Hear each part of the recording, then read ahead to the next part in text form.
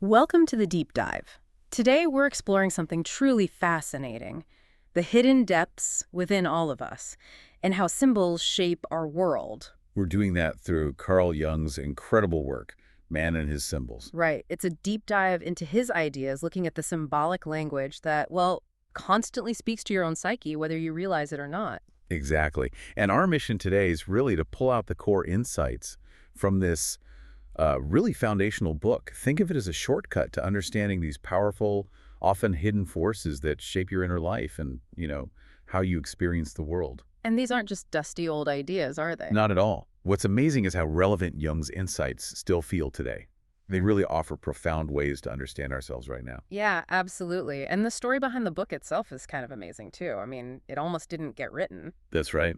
Jung initially said no. He flat out refused to sort of popularize his work. He felt it was too complex, that simplifying it wouldn't really work. So how did it happen? What changed his mind? Well, it came down to persistence from others, particularly John Foges at Aldous Books. They convinced him. And interestingly, Jung actually wrote the first chapter himself in English, specifically to make sure his core ideas were accessible. Ah, okay. And he used this really unique approach in the book, a kind of spiraling method. Spiraling. How does that work? Imagine a bird circling a tree. At first, close up, maybe you just see confusing leaves and branches. Right. But as the bird circles higher, it starts to see the patterns, the whole shape of the tree, how it fits into the landscape. Jung's writing is like that. It revisits themes, adding layers, moving from complexity towards a more holistic understanding. That makes sense. It's kind of how we often come to understand complex things anyway, circling back. Exactly. And that spiraling approach feels very fitting for Jung's main focus, Yes. the unconscious. Yes. The unconscious. Jung believed it's constantly sending us signals, right? And this is where, for me, it gets really interesting. These signals often pop up most clearly in our dreams. Precisely. Dreams are fascinating because they're so different from our waking thoughts. They aren't logical, often feel incoherent, time gets warped. Yeah, familiar things can suddenly feel incredibly important or even scary. Right, and that unfiltered symbolic imagery is what Jung called the soil from which most symbols originally grow. Dreams speak a kind of primary language, bypassing our rational filters. Okay, so dreams are this vital communication channel. How did Jung suggest we understand them? It wasn't like Freud's free association, was it? No, quite different. Jung used a method he called circumambulation. Circumambulation, like walking around something. Exactly. Instead of letting your thoughts wander further and further away from the dream image, like in free association, Jung would insist on staying with the image itself, circling it. So he'd say things like, He gently guides you back. hmm, Let's get back to your dream. What does the dream say? The focus stays on the dream's own message, not just where our conscious mind might wander off to. that's a key difference. It really respects the dream itself. It does. And it brings up how differently cultures view dreams. Jung had this striking experience in East Africa Oh, yeah. with a tribe where, initially, people told him their dreams didn't mean anything. They believed only the chief or the medicine man had meaningful dreams. Interesting. But they also noted this view had changed somewhat after colonial contact, hinting that maybe an older tradition of valuing dreams had been lost or suppressed. And you think modern society might be similar? We sort of dismiss our own dreams. I think it's a question worth asking. Are we overlooking important messages from our own unconscious by assuming dreams are just, random noise?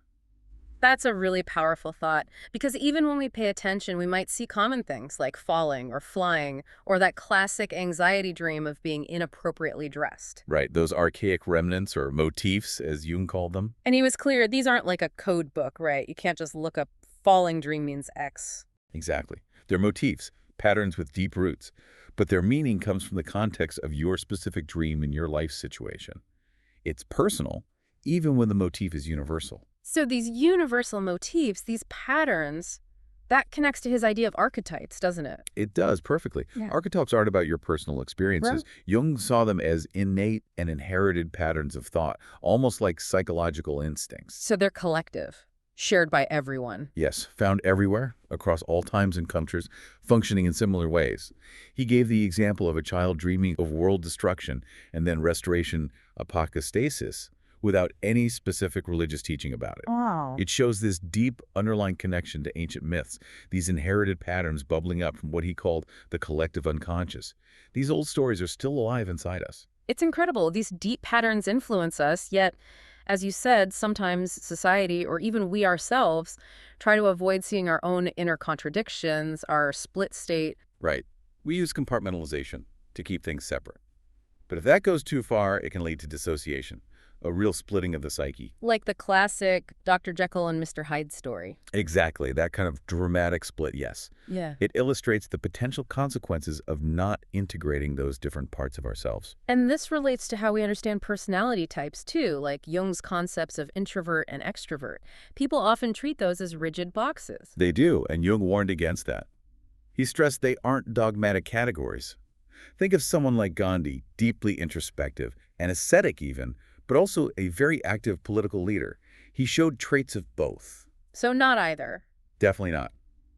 The problem comes when one type assumes theirs is the only correct way to be.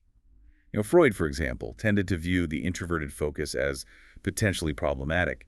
But for Jung, that inner exploration is crucial for growth, especially for introverts. It's not just navel-gazing. That makes sense. And these archetypes, they don't just shape individuals, they shape whole societies, right? Yeah. Our collective beliefs. Absolutely. Think about the persistent archetypal dream of a golden age. This deep longing for a perfect past or future. You see it everywhere. Exactly. In various political ideologies promising utopia, but also in widely shared values like striving for universal peace, human rights, a fair society. These tap into a powerful shared archetype that goes much deeper than just politics. It's embedded in us. It seems to be. And this brings us to something unique about psychology. It has to deal with value or feeling. It connects physical events to our lived experience of meaning. Which is maybe why people turn to it when traditional sources of meaning falter. I think so.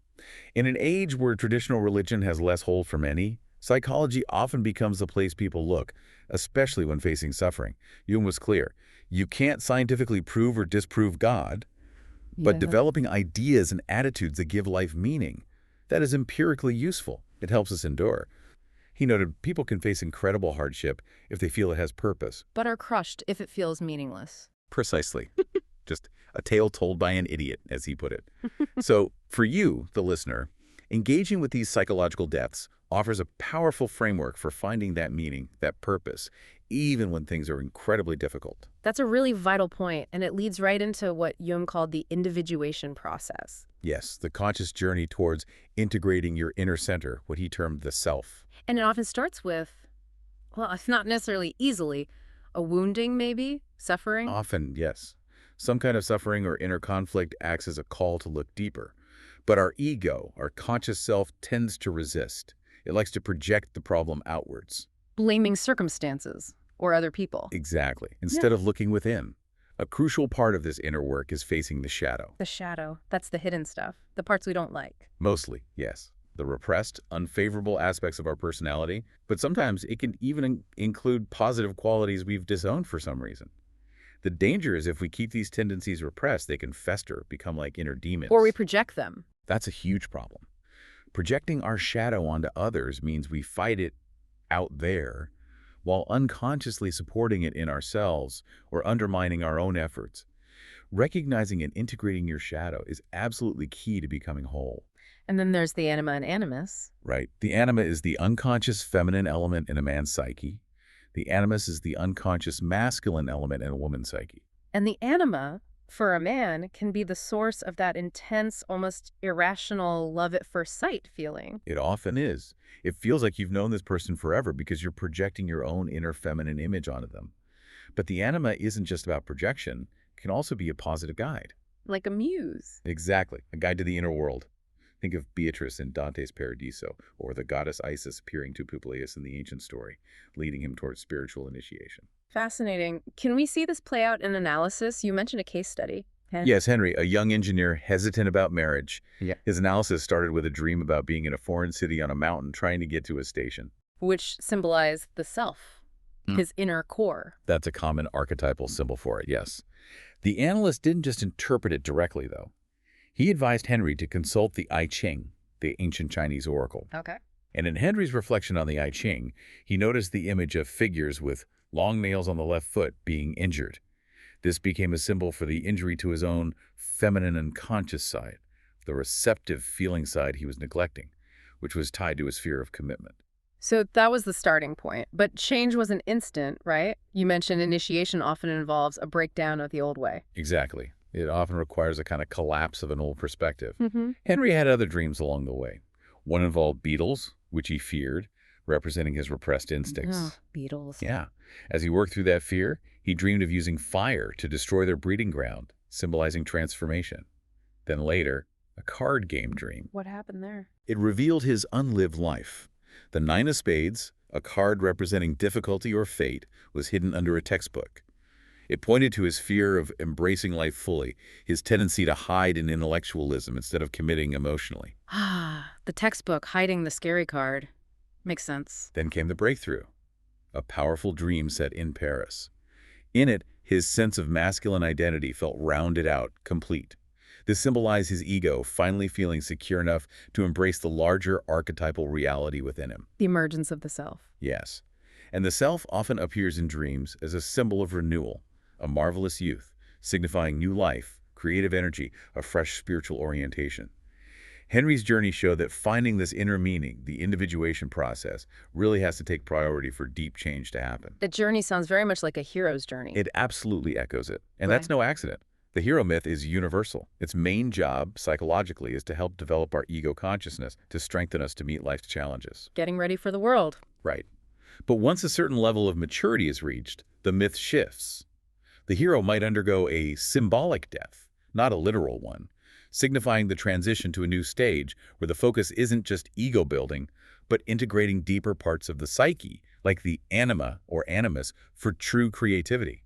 And we see heroes everywhere, don't we? From ancient myths Like Coyote stealing fire in Navajo stories or Prometheus in Greek myth. to modern superheroes like Superman. It's a fundamental story pattern. It is, but it's also important to distinguish it slightly from initiation rites. Okay, how are they different? Initiation rites often involve a more direct symbolic mood of death, leading to a symbolic rebirth.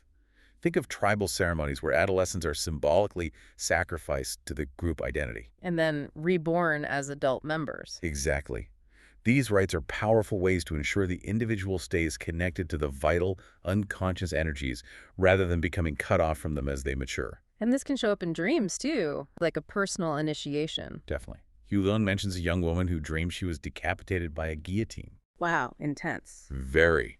But the interpretation was that she was ready to stop living in her head, sacrificing her overly analytical, perhaps masculine hero approach, and embrace her body's wisdom, her natural rhythms, maybe her biological role in motherhood. It was an awakening, a symbolic death of an old way of being. That's powerful. It reminds me of stories like Beauty and the Beast. Yes, that's a perfect example. Beauty's journey is about accepting the animal side of her nature, the beast, to achieve a true integrated relationship. It's about uniting spirit and nature. Ancient mysteries, like those of Dionysus, function similarly as initiations into these deeper life forces. So these symbolic patterns aren't just ancient history or dreams. They're active now, even in things like art. Absolutely. They show up powerfully in modern art. The art historian Herbert Kuhn made a useful distinction between sensory art, basically reproducing what we see. Like a landscape painting. Right, and imaginative art, which comes more from the artist's inner world. Yeah. Fantasy, dreams, abstraction. And artists tap into these symbolic layers. Very much so. Think of someone like Marcel Duchamp taking an everyday object, like a urinal, putting it in a gallery, and suddenly it takes on this disturbing, absurd life because it's removed from its normal context. He's projecting meaning onto it. Or Paul Klee. Yeah. You mentioned him. Yes, Klee saw his mission as penetrating toward that secret ground where primal law feeds growth. He wanted to make the secretly perceived visible. For him, nature's spirit and the unconscious were deeply intertwined. He felt his hand was just an instrument for this deeper reality. That idea that the psyche and the world are connected at the deepest level. It leads to some profound places. Jung pointed out the surprising similarities between patterns in abstract art and, say, the molecular structures revealed by science. Really? Yeah. He theorized that the deeper you go into the psyche, the more collective it becomes, until it merges with the body's materiality, and ultimately with the world itself. His quote is striking. Hence, at bottom, the psyche is simply world. Wow, a psychophysical oneness. That's the idea. And you see symbols of this oneness appearing everywhere, like the mandala, the circle or square. Right, representing wholeness. You see it in religious art, in ancient city planning. Like Romulus founding Rome, by plowing a circle and digging a central pit, the mundus, to connect with the ancestors. Mandalas often appear spontaneously in dreams too, especially when someone is moving towards integrating their personality towards the self. It's amazing how these symbols bridge the ancient and modern, the inner and outer, even connecting psychology and physics. It seems so. The way the observer influenced through the experiment in quantum physics echoes this idea of a subjective element in reality. It points towards what Jung called the unus mundus, a unified reality where psyche and matter aren't ultimately separate, Even mathematical breakthroughs. can emerge from the unconscious through intuition before conscious proof. It shows the mind has this deep ordering principle at work beneath the surface. So what an incredible journey we've taken. Through Jung's view of the unconscious, the language of dreams, the power of archetypes like the shadow and Animus. Through the individuation process, the hero's journey, initiation rites, and how these symbolic patterns echo in art and even science. It really underscores how understanding these deep forces is, well, pretty vital for navigating your own life, your own inner world. Absolutely. And I think the crucial takeaway here isn't just the intellectual fascination, though that's definitely there. It's about meaning. Right. As Jung argued, finding the inner meaning of life is more important to the individual than anything else. That's why he believed the individuation process, this journey towards wholeness, should be given priority. It's about living more authentically, more connected to your deepest self. That really resonates. So maybe a final thought for you listening. What unconscious symbols might be trying to speak to you right now in your daily life, your dreams, the stories that grab you? And what might happen if you started to listen a little more closely? How might that unlock a richer, more authentic life for you?